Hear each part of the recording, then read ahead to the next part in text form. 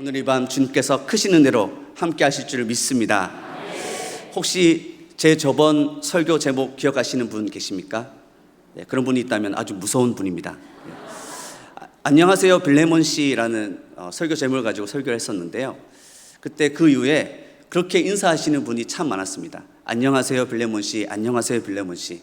그런데 어느 날은 어떤 분이 안녕하세요 빌레몬 씨라고 인사하신 것 같은데 제 귀에 안녕하세요 빌라도 씨라고 인사하는 것 같더라고요. 이 빌레몬과 이 빌라도의 갭은 굉장히 크잖아요. 얼마나 불쌍한 사람입니까? 네, 그날 밤 제가 기도하면서 묵상하면서 그런 생각이 들었습니다. 내가 참 연약한 사람인데 나도 빌라도와 같은 사람이었는데 하나님께서 나를 이렇게 구원해 주셨구나라는 그 감사의 기도를 하는 기억을 나누어 봅니다. 저는 대학교 때 성교학을 공부했습니다. 성교학을 공부하면서 감사하게도 젊은 교수님이 계셨는데 방학 때마다 우리 학생들을 모아놓고 성경 공부를 시켜주셨습니다.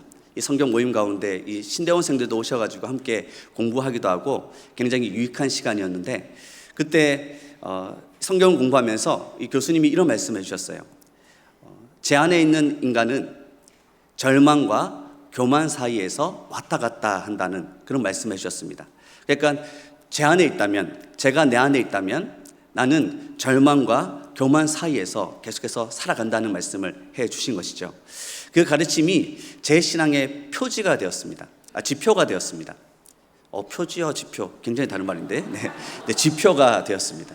그래서 제가 좀 교만해질 것 같으면 내가 지금 제 가운데 있구나. 혹은 절망이 찾아오면 그렇구나. 지금 내가 제 가운데 있구나라는 그런 생각을 하게 되었습니다. 존 파이퍼 목사님의 최고의 기쁨을 맛보라는 책이 있습니다. 이 책을 보면 교만에 대해서 다루는 부분이 있습니다. 교만의 표출에 대해서 이야기하는데 두 가지 형태로 표출이 된다고 말씀하고 있습니다. 첫째는 자랑의 형식으로, 자랑의 모습으로 표출이 되고 두 번째는 자기 연민의 모습으로 표출이 된다고 이야기를 하더라고요. 존 파이퍼 목사님은 이렇게 이야기하고 있습니다. 자랑은 성공했다는 교만에서 나오는 반응입니다. 자기 연민은 고난을 겪었다는 교만에서 나오는 반응입니다. 자랑은 나는 많은 성공을 이루었으니 칭찬받아 마땅해 라고 말합니다. 자기 연민은 나는 많은 고난을 겪었으니 칭찬받아 마땅해 라고 말합니다. 자랑은 강자의 마음에서 울리는 교만의 음성입니다. 자기 연민은 약자의 마음에서 울리는 교만의 음성입니다. 자랑은 자기에게 부족함이 없다고 말합니다. 자기 연민은 자기를 희생시켰다고 말합니다. 내 삶의 주도권, 내 신앙의 주도권을 하나님께 드려야 되는데 내가 가지고 있으니까 자랑을 하고 또 자기 연민에 빠지게 된다는 말을 이렇게 풀어서 하는 것을 보게 되는 것이죠. 나를 주목하게 되고 내 안에 있는 것을 주목하게 되니까 나의 판단이 중요한 것입니다. 나의 자랑, 그리고 내가 느꼈던 것을 드러내고 싶어하는 그런 정서들이 있다고 그는 이야기하고 있는 것입니다. 많은 사람들이 걱정을 합니다. 걱정 없는 분 없으시죠? 근심을 합니다. 또 염려를 합니다. 그 이유가 무엇일까요? 불안해서입니다. 우리는 인생의 정답을 알지 못하기 때문에 불안합니다. 특히 세상의 많은 사람들은 우리는 아주 굵직한 이 정답을 알고 있지 않습니까? 나는 천국 간다. 예수님 안에서 안 믿으세요? 네, 나는 예수님 안에서 천국을 누리고 천국에 간다라는 굵직한 정답을 알고 있는데 세상의 많은 사람들은 이 정답을 알지 못합니다. 그렇기 때문에 불안한 것입니다. 그래서 많은 사람들이 세상에서 평안을 찾으려고 합니다. 이런 현상을 우리가 구약과 신약 성경에서도 찾을 수가 있는데요. 예레미야서 6장 14절 말씀에서 그렇게 말씀하고 있습니다. 함께 읽겠습니다. 그들이 내 백성의 상처를 가볍게 여기면서 말하기를 평강하다 평강하다 하나 평강이 없도다. 죄 가운데 있는 남유다 백성들을 향해서 거짓 선지자들이 거짓 평안을 제시하는 것입니다. 괜찮아, 평안할 거야 라는 것을 제시했다는 것입니다. 데살로니가전서 5장 3절 말씀입니다. 또 함께 읽어보겠습니다. 그들이 평안하다 안전하다 할 그때에 임신한 여자에게 해산의 고통이 이름과 같이 멸망이 갑자기 그들에게 이르니니 결코 피하지 못하리라. 세상에서 평안을 찾으려고 할 때 그때가 바로 멸망의 때가 될 수 있다는 말씀을, 아주 무서운 말씀을 우리에게 들려주고 있습니다. 우리는 이 세상에서 진정한 평안을 찾을 수가 없습니다. 세상에서 주는 평안은 거짓된 평안입니다. 이 거짓된 평안은 참혹한 분쟁들을 계속해서 만들어 왔습니다. 자신의 평안을 누리기 위해서 누군가의 것을 뺏어왔고 경쟁해왔고 싸워왔습니다. 확보하려는 마음, 내가 안심하기 위해서, 평안을 누리기 위해서 확보하려는 마음, 그것이 경쟁하게 만들었고 쟁취하게 만들었습니다. 라틴어 이 말 중에 팍스 로마나라는 말이 있습니다. 번역을 하면 로마의 평화라는 말입니다. 1세기의 로마가 평화를 가지기 위해서 노력했던 방법이 있는데 그것은 바로 전쟁과 침략과 정복이었습니다. 20세기 후반에 팍스 아메리카나라는 말이 또 등장했습니다. 미국이 평화를 차지하기 위해서 세 가지를 가지려고 한다. 첫째는 군사력이고, 두 번째는 경제다, 그리고 세 번째는 바로 정보다라는 그런 말을 하면서 팍스 아메리카나라는 말이 등장했습니다. 평화를 얻으려면 내가 힘을 얻어야 돼. 내가 힘이 없으면 평화를 얻을 수가 없어. 무엇인가를 해야 돼. 이것은 바로 세상 정신이죠. 이 세상 정신이 교회에서는 절대로 드러나서는 안 되겠습니다. 우리에게는 진정한 평안, 완전한 평안이 있습니다. 이것을 세상에서는 우리가 가질 수 없는 것입니다. 이 평안 누가 주실 수 있으십니까? 바로 우리 주님만이 주실 수 있는 줄 믿습니다. 주님이 주신 평안이 완전한 이유, 대가 없이 주신 것이기 때문에 바로 완전하다라고 그 평안에 대해서 그렇게 이야기합니다. 대가 없이 주셨기 때문에 완전하다라고 우리는 이야기하는 것입니다. 우리가 노력을 해서 열심으로 그 평안을 얻었다면 우리는 계속해서 불안할 것입니다. 그러나 우리 하나님께서, 우리 주님께서 우리에게 대가 없이 이 평안을 주셨기 때문에 우리는 이 완전한 평안 속에서, 진정한 평안 속에서 살아갈 수가 있는 것입니다. 정답은 팍스 크리스티였습니다. 바로 그리스도의 평화였습니다. 로마는 이 팍스 로마나 정신을 가지고 유럽을 정복하려고 했습니다. 그러나 그들은 유럽을 정복하지 못하였고 오히려 정복을 당하였습니다. 그러나 팍스 크리스티, 그리스도의 평화는 온 유럽을 정복하였습니다. 그리스도의 정신으로 온 유럽을 정복하였던 것입니다. 그리스도 안에서 우리는 진정한 평안을 누릴 수 있습니다. 그렇기 때문에 우리에게 필요한 것이 바로 이 팍스 크리스티입니다. 주석가 매튜 헨리는 말합니다. 세상의 평안은 무지에서 시작되고 죄로 지속되며 끝없는 고통으로 끝나지만 그리스도의 평안은 은혜로 시작되어 죄 없이 지속되며 영원한 평안으로 끝을 맺는다. 주님 안에서만 누릴 수 있는 이 평안, 우리 함께 노래했으면 좋겠습니다.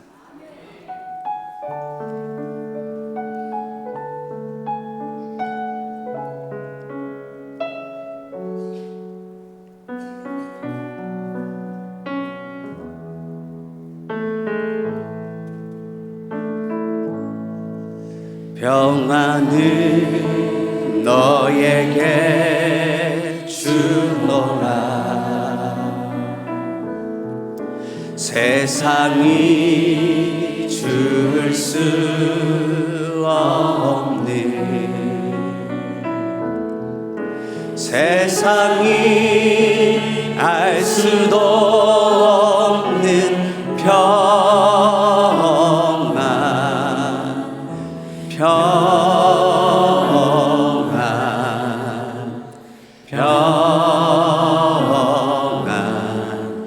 평안을 내게 평안을 나에게 주셨다. 평안을 나에게 주셨다. 세상이 줄 수 없는, 세상이 알 수도 없는 평안,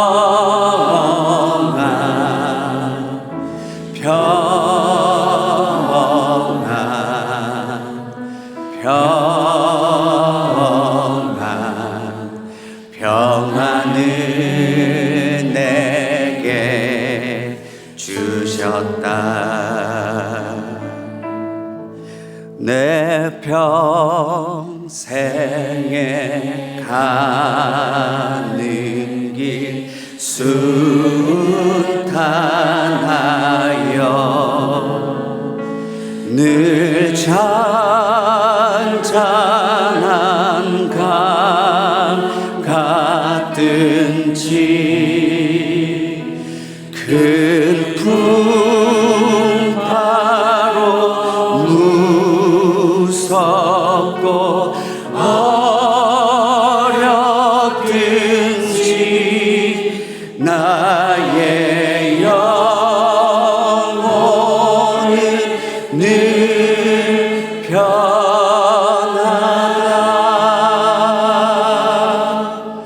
내 영혼 평안해.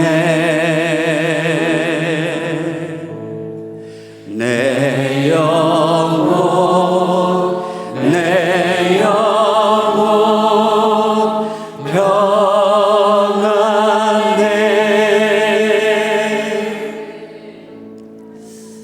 저에게 2012년은 참 기억에 남는 해입니다. 그때 제가 일본 선교사로 정식으로 파송을 받았기 때문입니다. 2011년도에 후쿠시마에 원전 사고가 터졌습니다. 제가 그 다음에인 2012년도에 선교를 간다고 하니까 많은 사람들이 말렸습니다. 몇몇은 미쳤냐라고 이야기했습니다. 그때 환율이 100엔을 사기 위해서는 1,450원이 필요했습니다. 지금 100엔을 사려면 950원, 아까 전에 확인하니까 950원 되더라고요. 예. 많은 사람들이 지옥 같다라고 이야기했습니다. 일본 살기 너무 힘들다라고 이야기했습니다. 얼마 전에 파송받은 제 친구가 있는데요. 일본 후쿠오카에서 사역을 합니다. 이 친구가 800원대에서 이 파송을 받았는데 지금 950원대가 됐거든요. 엄청 힘들다라고 이야기하더라고요. 그게 힘들어? 저는 그렇게 생각을 했는데, 그러니까 좋을 때 가서 점점 환율이 올라가니까 너무 힘든 것이죠. 그런데 저는 매년 1,450원에서 1,200원이 됐다가 1,000원이 됐다가 900원이 됐다가 나중에는 800원으로 떨어졌거든요. 와, 천국 같다 라는 생각이 들 때 하나님께서 제 마음 가운데 한국으로 돌아가라 라는 마음을 주셨습니다. 아, 참 안타깝죠. 네. 근데 그때 제 마음 가운데는 평안이 있었습니다. 제 가족들이 예수님 믿지 않았기 때문에 제가 손도 벌릴 수 없는 상황이었거든요. 다 괜찮다라고 얘기했습니다. 든든한 서포트를 받고 간다고 거짓말했습니다. 근데 제가 GMS에서 파송받았는데 그때 당시 그 선교를 계속 파송하는 그 행정을 담당했던 우리 총무님 대선배 선교사님이 계셨는데 그 선교사님한테 엄청 많이 혼났습니다. 이렇게 준비 안 돼가지고 어떻게 선교 가겠냐라는 것이었습니다.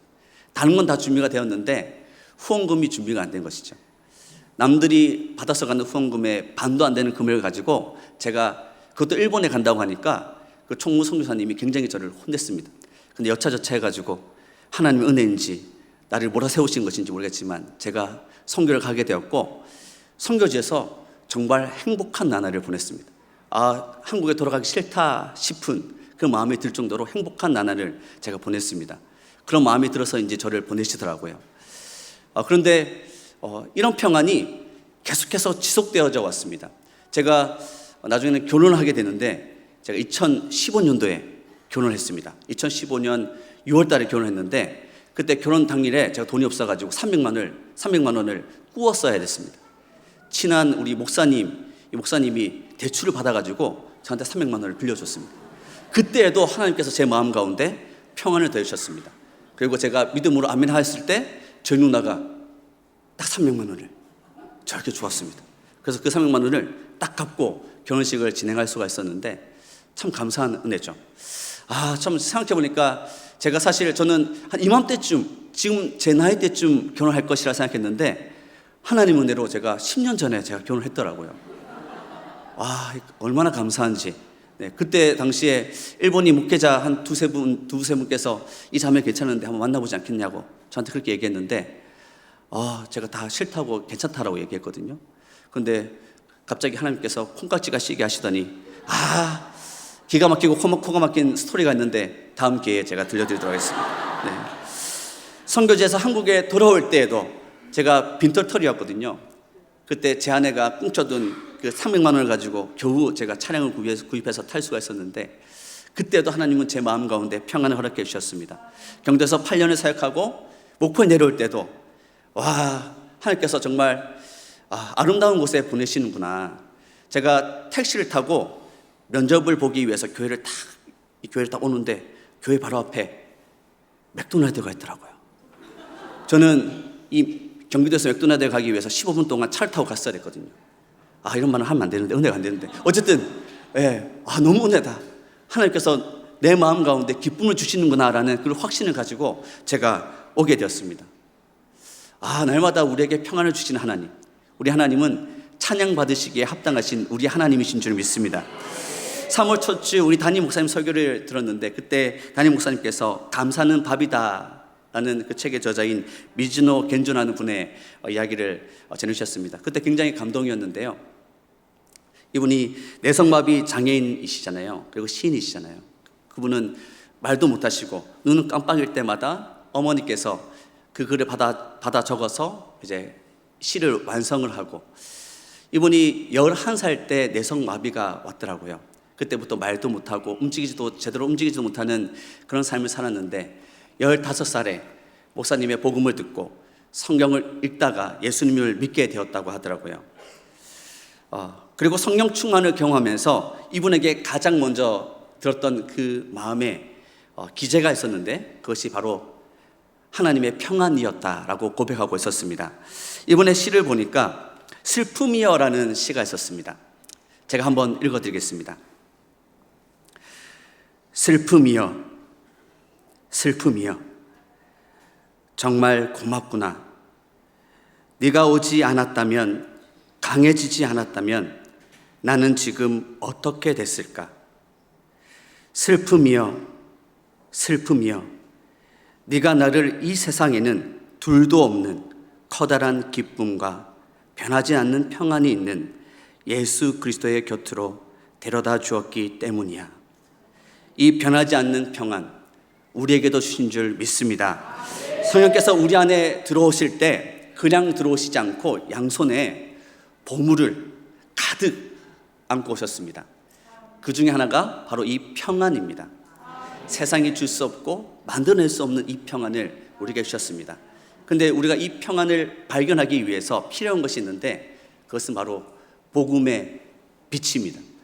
복음의 빛이 우리에게 비추어졌을 때 우리는 비로소 이 진정한 평안, 영원한 평안, 변하지 않는 평안을 발견하게 되는 것입니다.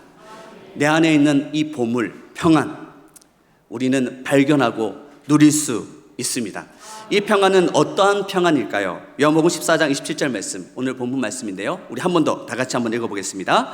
평안을 너희에게 끼치노니 곧 나의 평안을 너희에게 주노라. 내가 너희에게 주는 것은 세상에 주는 것과 같이 아니하니라. 너희는 마음에 근심하지도 말고 두려워하지도 말라. 아멘.